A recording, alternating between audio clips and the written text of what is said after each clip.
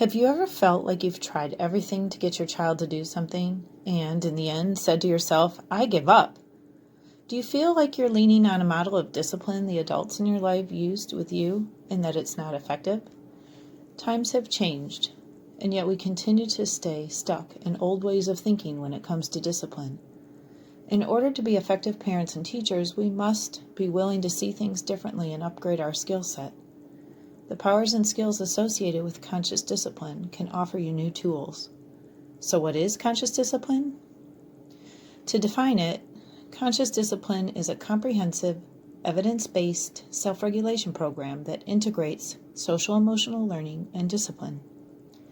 Conscious discipline is based on the notion that discipline is not something you do to children, but something that you develop within them. It's a shift from a very traditional, compliant, obedient model of discipline to one that is based on relationship. Each model has different core beliefs. By comparing the two models, I am hoping that you will feel the difference and consider learning more. First off, traditional discipline says you can make others change. If you believe that you can make others change, the adult goal then, whether parent or teacher, is to make children behave. And yet, if you really think about it, we can't make anyone do anything. Have you ever tried to get an 8-month-old to eat peas they didn't want? Believing we can make others change is a fruitless effort. Conscious discipline says the only person you can change is yourself. And when you do so, it profoundly affects others. It says, be the change you wish to see in the world. And it makes sense.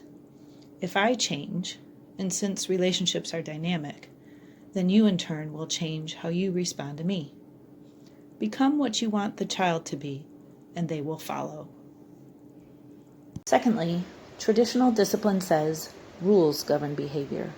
It relies on rules and consequences as its foundation. It says, if I could just find the right rule or the right consequence, the behavior would go away. Rules and consequences aren't going to get perfect behavior.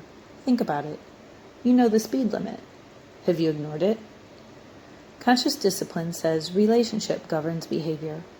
When we are feeling safe and connected, we are more willing to comply.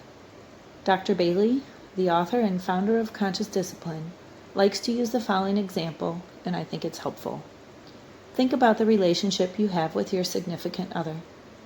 Let's say you're on the couch watching TV together. You get up to get something, and your partner says, can you get me something to eat? When the relationship is good and you are feeling connected, you're likely to say, sure. But if things haven't been going well and you're disconnected, you're more likely to say, get it yourself. It is the quality of the relationship that makes us more willing to comply. Lastly, traditional discipline says conflict is seen as a disruption, and the goal, therefore, is to get rid of conflict. It represents hurtful things. What we've done to avoid conflict is use rewards and punishment. With children, it may be some form of this. If you have no conflict today, I'll give you fill in the blank. Or, we'll take you to McDonald's if you act right. Or, if you do things wrong, we're going to take things away. Conscious discipline views conflict very differently. It says all behavior is a form of communication. What we call misbehavior is usually a sign of a missing skill. Therefore, conflict is seen as an opportunity to teach. Life is conflict. The goal should be to learn the skills to handle conflict in a healthy way. And that is the overall goal of conscious discipline.